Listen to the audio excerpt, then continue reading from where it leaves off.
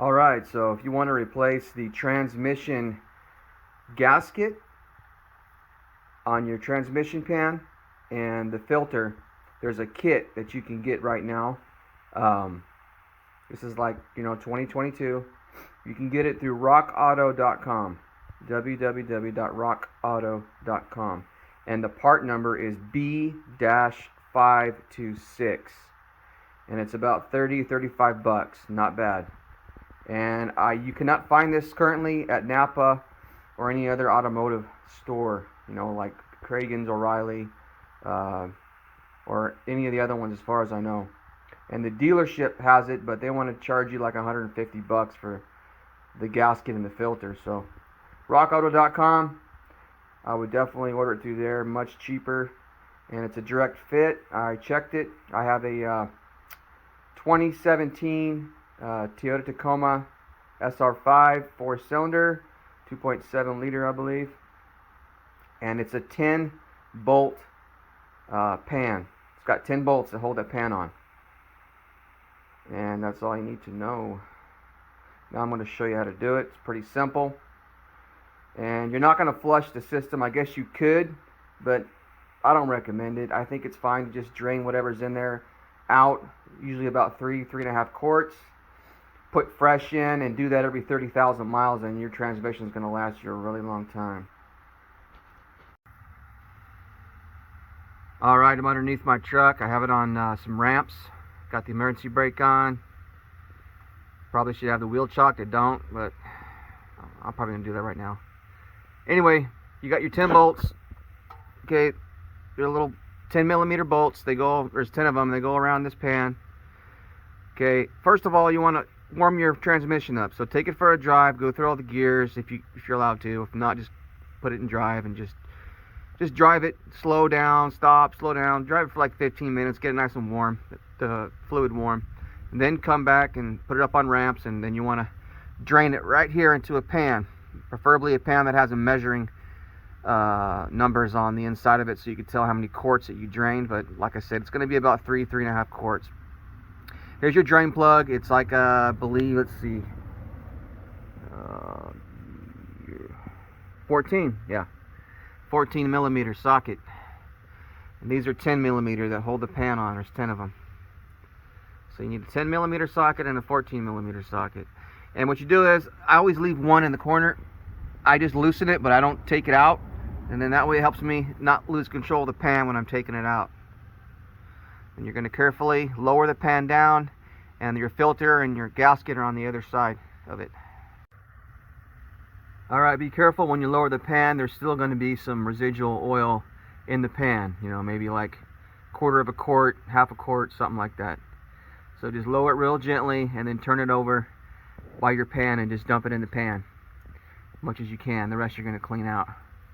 Now, definitely put some cardboard down on your driveway, right underneath where you're going to be doing this job, because no matter what, you can see here, once you take the pan off, it's going to keep dripping.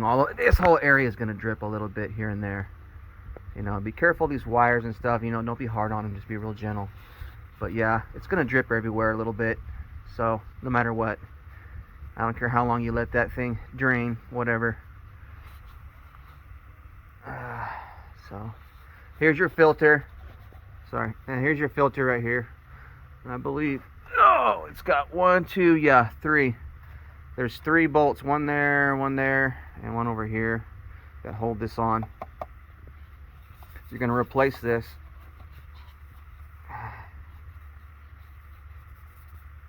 Yeah, there it is. So I'm doing this at 35,000 miles on this truck, my first original 35,000. Because I want to make sure this transmission lasts as long as possible and take care of it. I'm going to do it like every 30,000 after this first change. I would have done it at 30, but I couldn't find the part till recently on that Rock Auto. I couldn't find it nowhere, and I didn't want to pay the money at the dealer. They want like 150 bucks, like I said before. Anyway, so 35,000, that's good. And when I drained it, the fluid looked pretty nice. Didn't even look like it needed to be changed, honestly, but I'm going to do it anyway. Because you never know how the viscosity of it, it could be breaking down. Even though it looks healthy color, the viscosity. It might not have the viscosity that you need, you know, to protect the transmission. Anyway, and I think I'm going to add an additive to this too, Maxi Lube. I'm going to add some additive once I replace the 3.5 quarts of the transmission fluid, and I'll give you the type of transmission fluid that you need for this this vehicle as well. Alright, here's your transmission pan. You can see the 10-bolt pattern. And those rectangle, oh, here the wind's picking up. Anyways, those rectangle pieces in the bottom, that's your magnets. It's going to help collect any metal shavings that might be in the oil. So you can take those out and clean it. Just make sure, you know, there's indentations that show you kind of where to put the magnets. You just kind of put them where they were when, you know, before you take them out. And it's good to use dirt, a real fine powder like dirt, sand, to clean this pan out.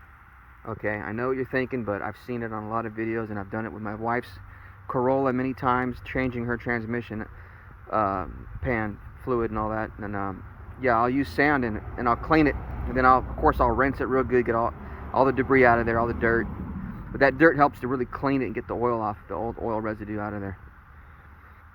It does a really good job. So I'm going to do that. And then here's your gasket. It's pretty heavy duty. And you got like bushings, these metal bushings that go in there. All right, in each area where the bolt is. And yeah, right here. They give you on the kit, they give you a fresh bushings. So I'm gonna go ahead and do it. Put those in there. Here's my new gasket. Lay this down. See the new gasket there. And it's a direct, I mean, literally direct copy of your old gasket. I mean, it's a really good, you know, kit. That's, you know, it's not OEM. It's not, you know, it's not from Toyota, but it's like the same thing. And you got your filter here. You got the internal brand new filter. You can see it down in there. This thing, you can't really take it apart, I don't think. I don't think you'd want to anyway, but there it is. So get this pan cleaned out.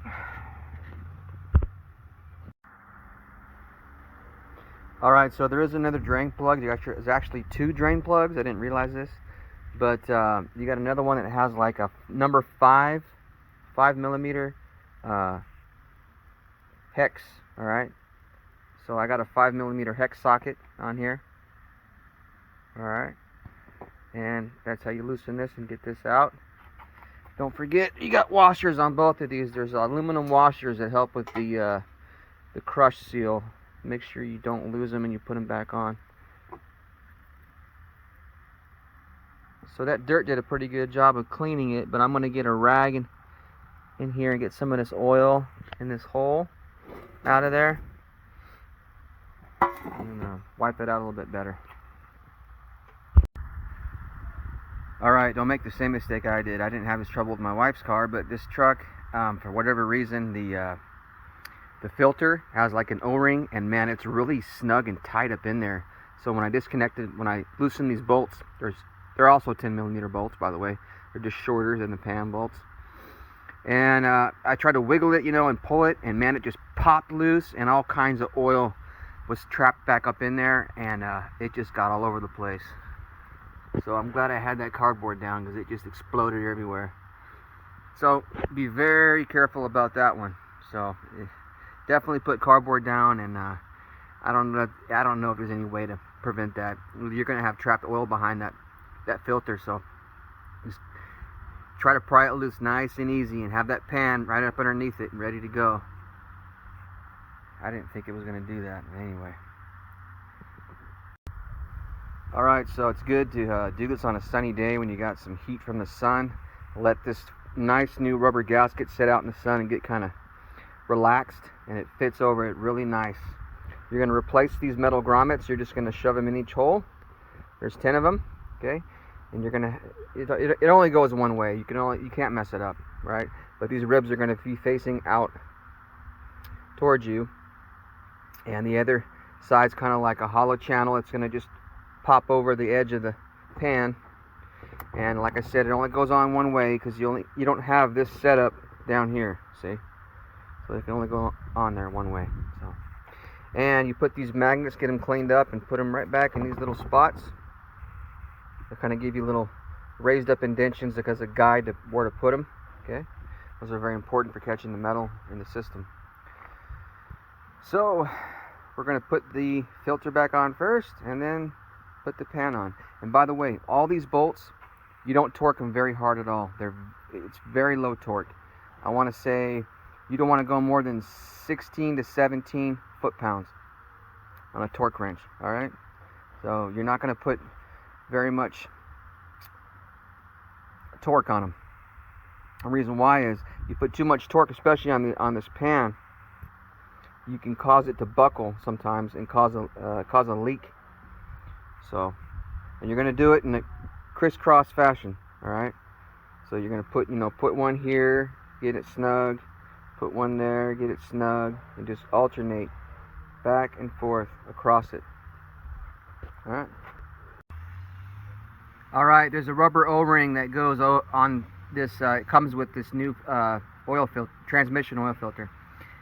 Get some of the fresh, brand new transmission fluid you're going to use, and douse it. Lube it up with that oil. It'll help it go on easier when you push it back in. And this is what you want. I use AC Delco. It's a Dexron 6. Dexron 6 automatic transmission fluid. This is 4 quarts. I got it on Amazon, I think, but hey, as long as it's Dexron 6, it's what you want. All right, I happen to use AC Delco, but whatever.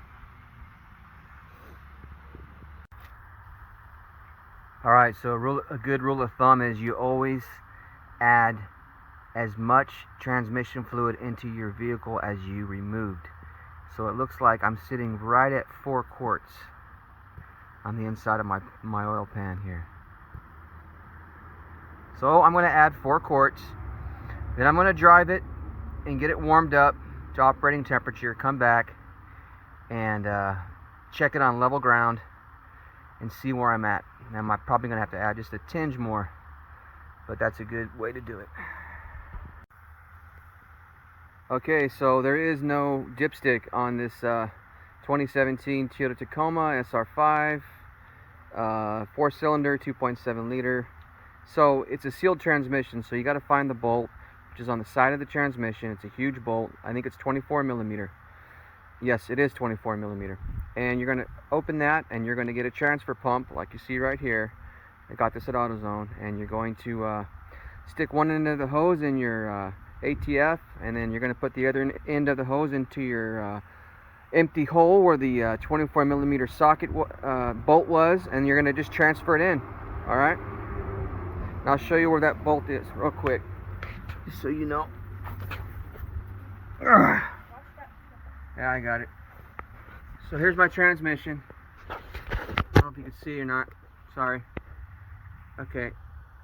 So there's the transmission pan and the transmission, okay? And you look right behind it, okay? Right behind the cross member.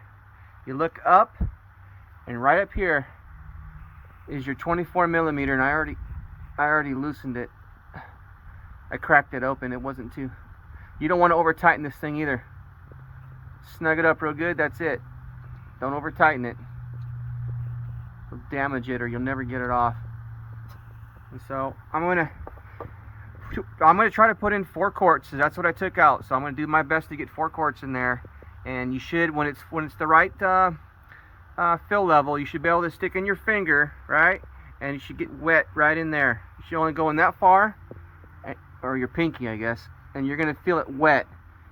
Okay? It shouldn't be seeping back out. That means you overfilled it, and then you're gonna have to drain some out. So anyway, so you want to carefully just transfer 4 quarts in the best you can, no more. And there you go. All right, so I got done. You know what? I could be wrong on the finger check, because I put in just a little bit over 4 quarts, and I put my pinky in there, and I still couldn't feel the fluid. So I wouldn't go by that. So just put in the exact amount, maybe a little bit more than what you took out. Okay? So anyway, it should be good. But I'm gonna go for a test drive now that I got everything buttoned up and now the fill plugs secured and tightened back up. I'm gonna go for a drive, get the transmission warmed up, and then check for leaks. I'm gonna go underneath there and park it and see if there's anything leaking by the pan where I put the pan on. Make sure I snug that up correctly. So if everything's good, there's no leaks, should be fine. Hope this video helps you do the maintenance on your own vehicle.